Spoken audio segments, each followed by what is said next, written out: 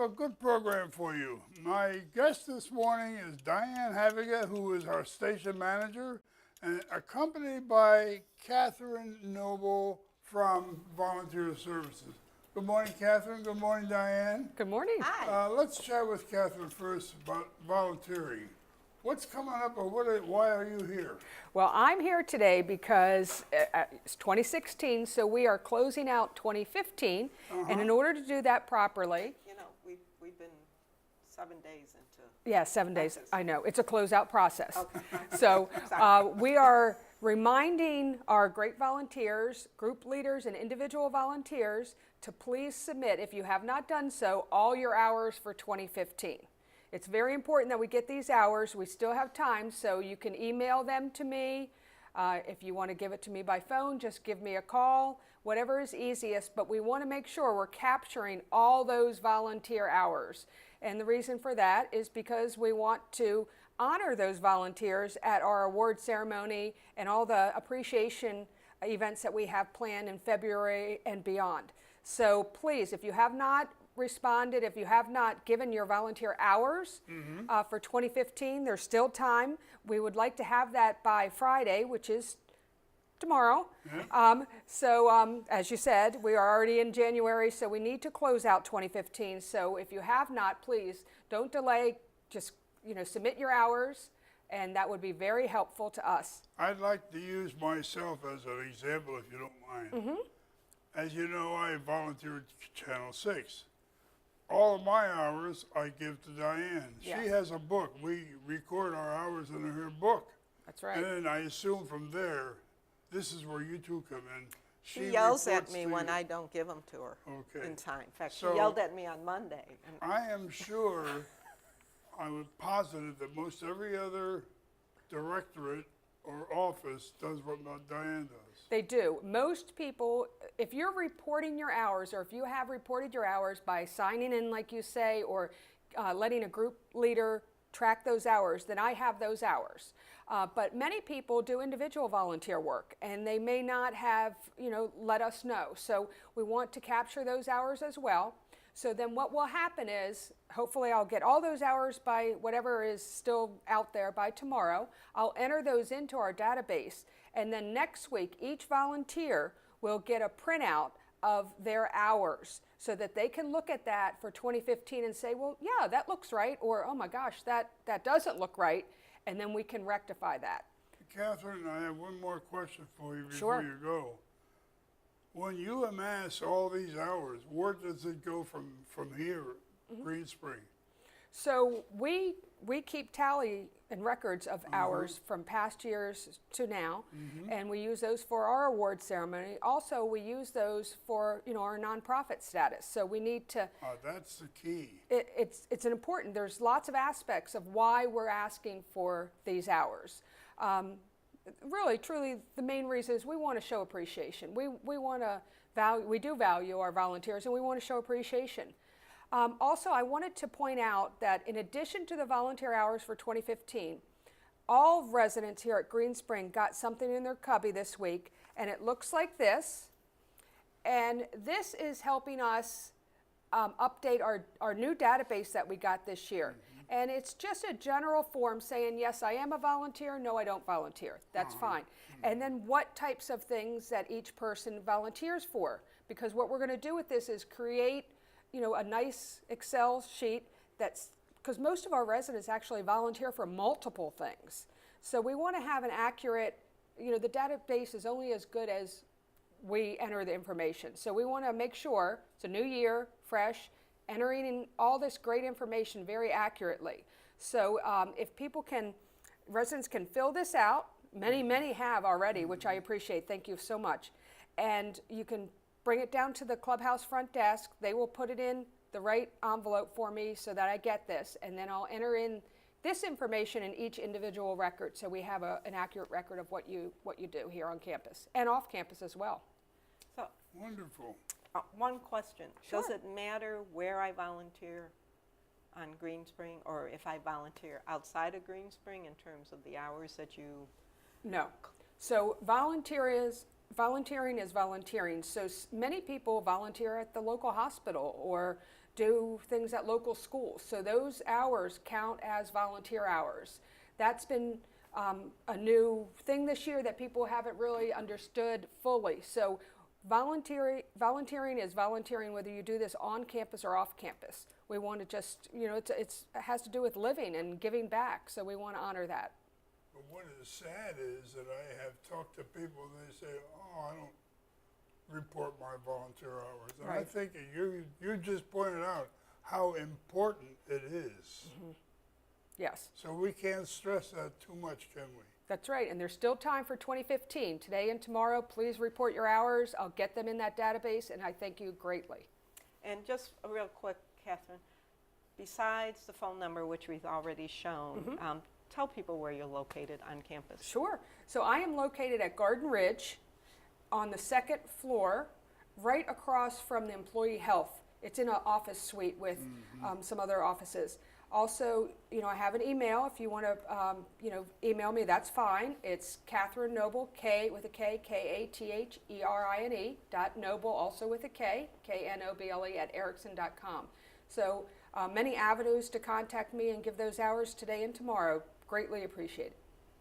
Thank Terrific. you, Catherine. Well, we're going to let you slip away because right. you're kind of barging in on our time. I know, Now, I that's She's a busy lady. She is Thank a you so busy much. lady. But do you want to volunteer at Channel 6? Well, absolutely. Who would not want to volunteer at Okay, Channel well, 6? then maybe you want to stay around and learn something. I can get up and she can sit in the chair. Thank Really. you. Thank you, Catherine. So, Bob, we decided that we needed to focus on Channel 6 volunteering because we find ourselves into a situation on campus where a lot of volunteers, no fault of their own, who run various groups on campus and need AV support, find that they don't have that AV support anymore. Or people have decided, I've been doing this for a long time and I'm ready to step down, and we kind of are in the need to have more blood, as I like to, warm bodies to Well, help us out. I have been volunteering in your department, your Channel 6, since '02. Roughly 13 and a half, maybe going on 14. And I have thoroughly enjoyed being here. I have mainly volunteered on camera, hosting, here I am, voiceover, and I've, on a very rare occasion, maybe twice in the 13 years or so, I did work the audio faders, but I don't normally do that. We have Chuck Fisher and all these other guys who work the equipment over in the control room. But the first thing I want to ask you is, and I don't know the answer, how many volunteers do we have here at Green Spring? At Green Spring or for Channel 6? I mean at Channel 6. At Channel 6, okay. I was gonna said say- Green Spring. I'm I talking was going about to say, Channel. I don't know. Catherine Oh, would have answered yeah.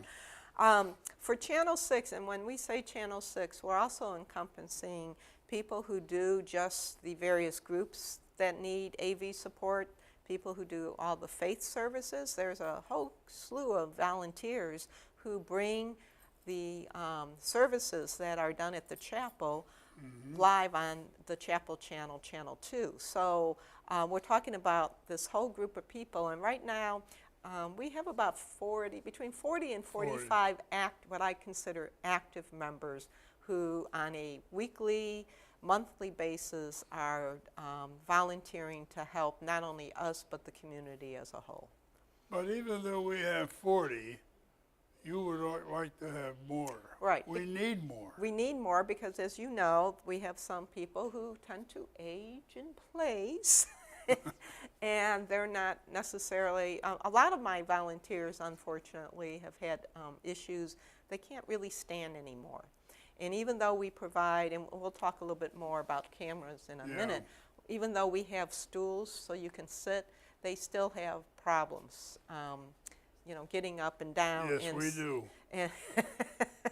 And so I've lost a lot of dedicated volunteers just because their physical abilities have for lack of a better word, deteriorated enough where they just can't, physically do the work.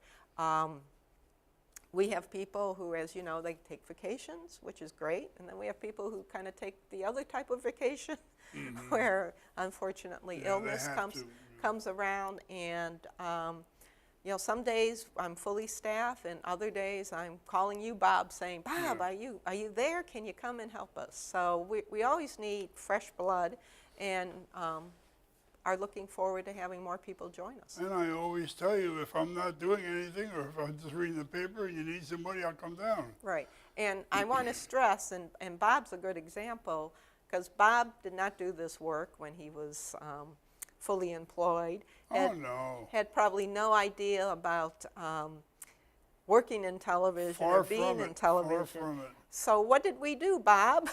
Well, let's go back to 02. Okay. Emily and I moved in October, and about a week and a half later, I said to Emily, I'm going to get down to this TV channel and see what they have in reference to volunteering. And we had a guy named Chip Hickey. He was, to me, I think the first manager, wasn't he? Right, he was. And I went to Chip and I said, I would like to volunteer. Oh, what do you want to do? I said, I don't know anything about camera work or any other thing about television, except to turn it on and watch it. So he said, well, why don't you take a camera? Well, ever since then, 02, I've been working camera. And I have enjoyed it, number one. And number two, just about every time I come down on a camera, I learn something, even after 13 years. Because some of the people that you have scheduled for guesting are tremendously interesting. And I can name names, but I won't at this time. So for the most part, you ran cameras up until about, I think, 2 years, Well, 3 years ago? And you came to me, Bob came to me and said, hey, you know what? I kind of would like to try my talents as being a host. Well, yeah, I and did. so you went in front of the camera. So you gave me the opportunity, and hopefully I haven't embarrassed Channel 6 people too much. No, I don't think so. And you've taken over the Channel 6 sports show that you do monthly. Yeah. And you I help with enjoy that. doing that. And I thank the staff, Andrew and Avan and yourself, for giving me a lot of backup data on while I'm chatting sports with Steve and Carl. You're putting something on TV in reference to whatever we're talking about, baseball, football, what have you. So it's a great environment here at Channel 6. And I would encourage people to come on down, talk to Diane, or Andrew, or Avan. Any of the three would be happy to help. And then on top of that, I think any of the volunteers here would be happy to say, come on along, watch me operate the camera. So besides Channel 6, we also have a need for people, as I mentioned earlier, to help us with AV, with various events on campus. We have groups ranging from the Great Decisions to the choristers to the computer club, and all of them have gotten a little bit more tech savvy, and they want to use PowerPoints, they're using microphones, and all that creates a demand to have someone help with that task. So we need people to be trained in various venues, either as, if they're involved in a particular group and they just want to volunteer for that group, that's great. You still need to be trained. Or they want to help out other groups that don't have people who come forth. So what we did, we actually went through some of the venues, Andrew and Avan, and we put together a little bit of a video to show how really it may be a little scary and frightening because the equipment looks so big and complicated, but I think we do a really good job in putting it down into the simplistic parts and enable anyone to be able to operate. So I'd like to take the opportunity now, Bob. Oh, we're going to see it now. Is to go ahead. We went to a classroom on campus. We went to the Hunters Crossing Conference Center. to give you a little demonstration. And we also, in between, we have some videos that our volunteers have shot and edited around campus to show you that it's not just running cameras in the studio, but you can also go out and get trained on our field cameras and put together some really wonderful work. So I think we should watch how you get trained in the classroom. I think so too. Once again, I'm Andrew Seegers from Channel 6. Another great place where you can have your group meeting is here in the classrooms. We've got a couple things here for you to use. There's a projector on the ceiling that can project either a video, DVD, VHS tape, or if you want to plug in a laptop and have a computer presentation, that's available for you. You'll see over here on the counter that you can either show a DVD or a VHS. You can also play cable television from either the local channels on AEI TV or the DirecTV, the new DirecTV system. There is a Wii, so you can do some Wii bowling or Wii golf here with your friends. And there's also a flat screen television if the projector is a little too much screen for you. All the cables are here on the counter. Everything's already plugged in for you, so all you need to do is turn on your computer or put in your tape, whatever you're doing. If you'd like to learn how to use this classroom, feel free to give us a call here at Channel 6, 703-923-4639. We'll be happy to help you. Hey, we're on number 52, Vince, and the evening is young. Well, sometimes we have more men than women. I know, but you know, you can always ask the men to dance. There's a lot of guys there.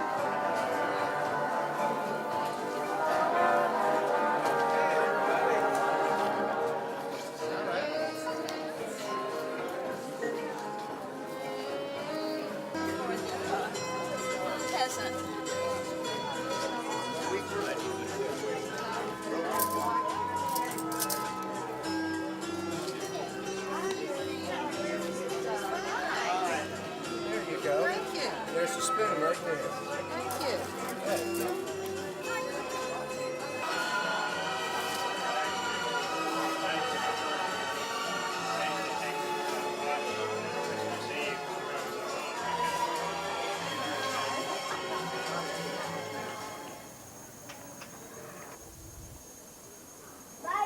Bye.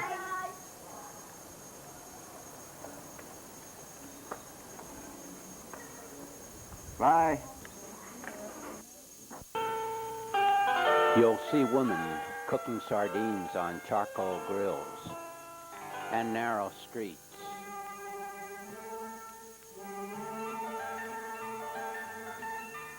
And disturbing graffiti. There's an unusual amount in the city, an expression of the freedoms gained after the bloodless revolution in 1974. Some of the old homes. Hope that you'll drop down and see us. Thank you.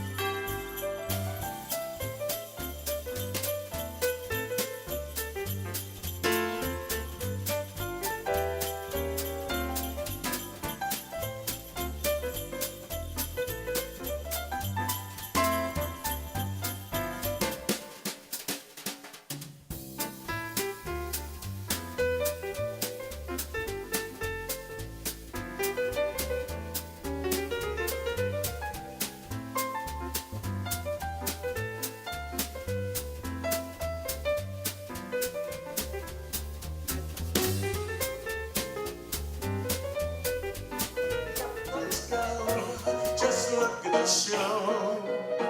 We're gliding through a wonderland of snow. Oh, snow. Giddy up, it's grand. Just holding your hand. We're gliding along with the song of a wintry fairy. Our cheeks are nice and rosy, comfy, cozy away. We're snuggled up together like two birds of a feather would be. Hi, I'm Andrew Seegers at Channel 6. For those of you volunteers who are interested in learning how to run the audio and video technology in the conference center, we'll show you where that all happens right in here. So through this door is the main rack for all the technology that controls the AV systems here. We've got wireless receivers, we have a CD player, a Blu-ray player for HD movies. We can control the volume on this volume mixer.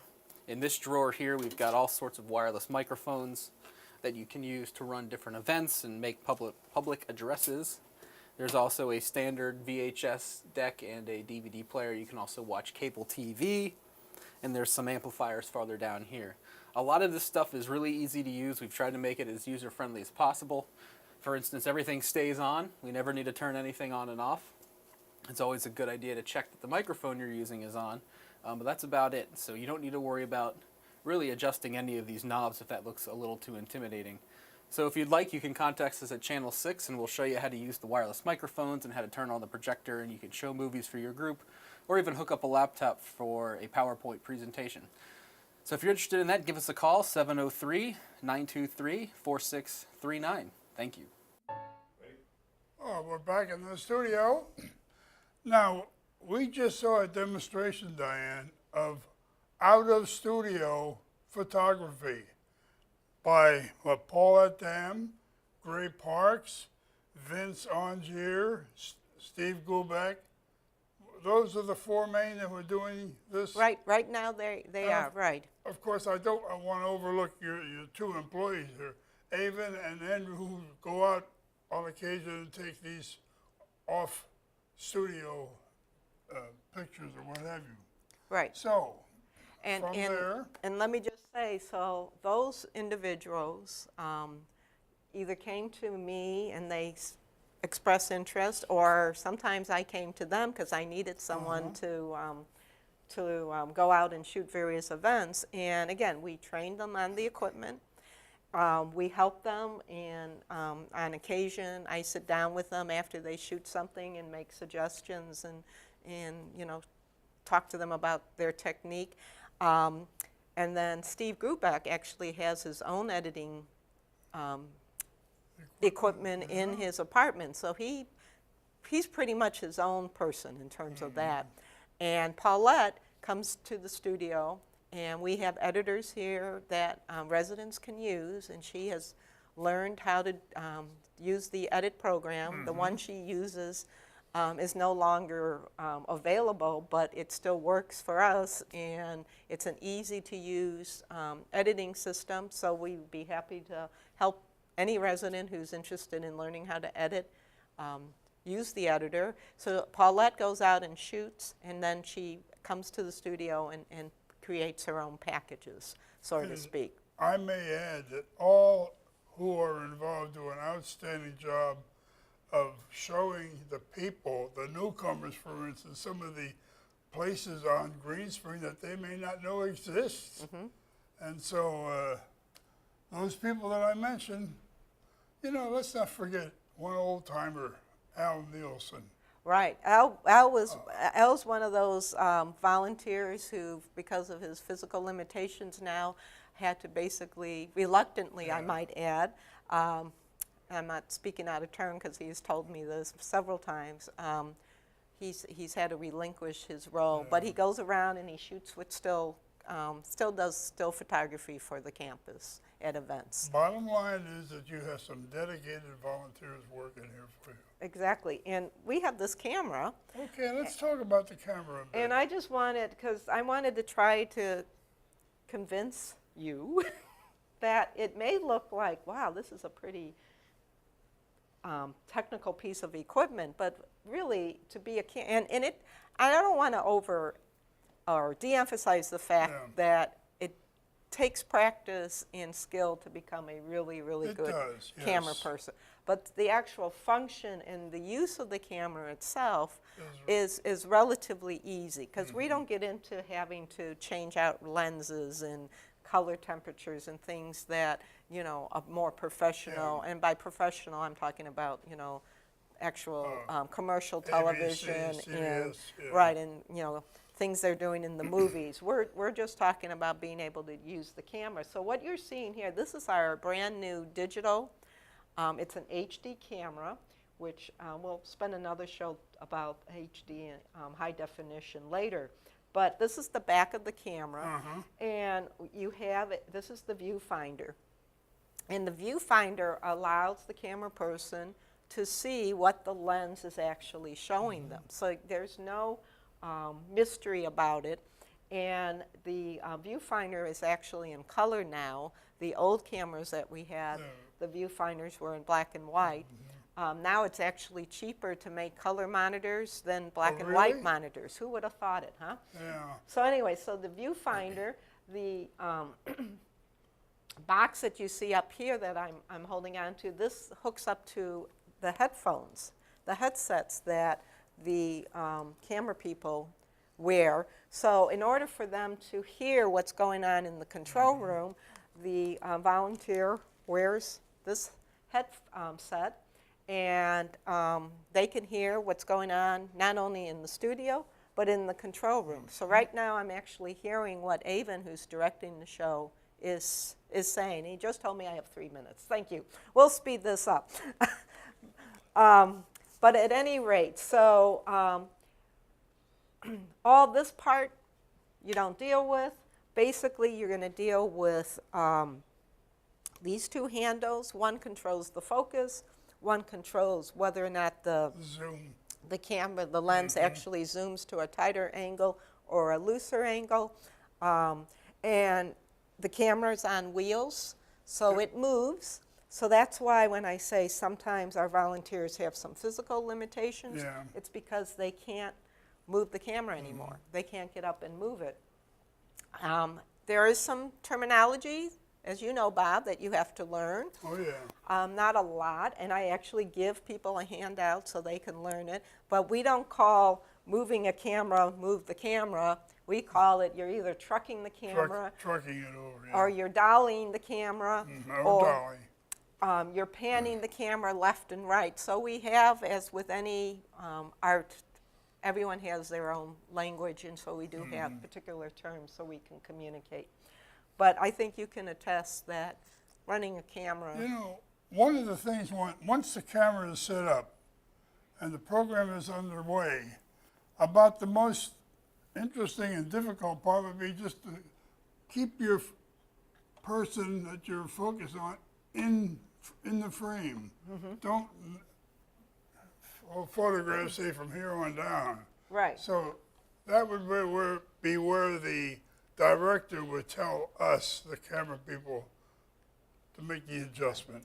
And as I tell people over and over constantly, you know, maybe not your generation, my generation not so much, we'll talk about Avan's generation. Avan grew up with television. It was there, and I'm pretty sure in the delivery room when his mother had him. And I think we're all going to die with television in our room. That's my at least assumption. So we know, everyone knows what good television is. So we can't afford not to maintain the highest professional standards, which is my job to stress to our crew, not only the staff, the paid staff, but the volunteers. Because if we don't show them good, what I call good, clean, solid production, guess what, Bob? Yeah, They're going to turn us off. that's right. So we're down about 1 minute, Diane. I can't imagine where the time has gone. Can I quickly, and in 30 seconds or left, I'll really try. I did want to mention the Scala. Besides Channel 6, we do have people who put together all the screens that you see, the scroll, we like to call it. So when we're not doing programs on Channel 6, or when you're doing, here's one right now, when you're doing, if you're watching Channel 8, this is what you're seeing. You're seeing what we call the Scala. It's a software program that it's like a word processing program document. It looks kind of complicated, but trust me, you don't have to be a typist. You can use your fingers if you want. What you're seeing is various clip art that is added that we have within the program. So we have people who come, very dedicated group of individuals who come and create these screens, update them.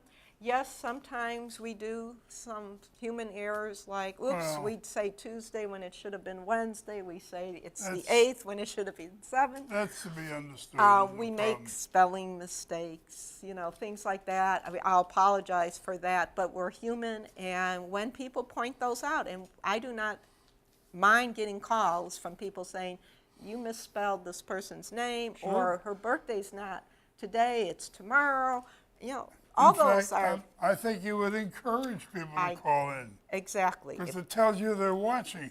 Well, that, and if you Yep. do, and I do know, really quickly, there are some issues that people are still having with our sound, and the quality of the channel sometimes varies.